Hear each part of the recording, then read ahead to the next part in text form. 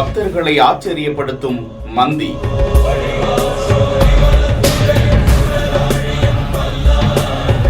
லிங்கத்தை அபிஷேகம் செய்த பாலை அருந்தி பசியாற்றிக் கொள்ளும் காட்சி.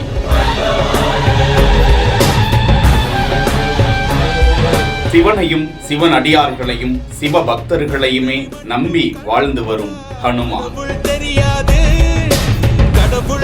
மங்கள்தாம் உஜ்ஜைன் என்கிற இன்ஸ்டா பக்கத்தில் பகிரப்பட்டிருக்கும் இந்த நிகழ்ச்சியூட்டும் காணொளியில் குரங்கு ஒன்று கருவறைக்குள் வந்து அங்கே பால் அபிஷேகம், தேனாபிஷேகம் உள்ளிட்ட பல்வேறு அபிஷேகங்களால் லிங்கத்தை குளிப்பாட்டி கொண்டிருக்கும் நிலையில் அந்த அபிஷேக பொருட்களை அருந்தி தனது பசியை ஆற்றிக் கொள்ளும் காட்சி வெளியிடப்பட்டிருக்கிறது. பக்தர்கள் இருப்பதை பற்றி சற்றும் கவலை கொள்ளாமல் அந்த குரங்கு லிங்கத்தின் அருகாமையில் வந்து பக்தர்கள் முன்னிலையிலேயே அங்கு இருக்கும் பழம், பால் உள்ளிட்டவற்றை அருந்தி செல்லும் காட்சி வெளியிடப்பட்டிருக்கிறது. பிள்ளை போல வளர்க்கப்படும் பிள்ளை போல அந்த குரங்கின் நடத்தையை பார்த்தால், அந்த குரங்கின் கழுத்தில் கயிறு கட்டப்பட்டிருப்பதை பார்த்தால் அந்த கோவிலுக்கென்றே அந்த குரங்கு வளர்க்கப்பட்டு வருவதாகவே தெரிகிறது. தமிழகத்தின் பல்வேறு கோவில்களிலும் சுற்றுலா குழுவினர் பக்தர்களை மிரட்டி அச்சுறுத்தி பிடுங்கி செல்லும் குரங்குகளை பார்த்திருப்போம். இங்கே அன்போடு கருவறைக்குள் வந்து இந்த குரங்கு செய்யும் காட்சி பக்தர்களை ஆச்சரியத்தில் ஆழ்த்துகிறது.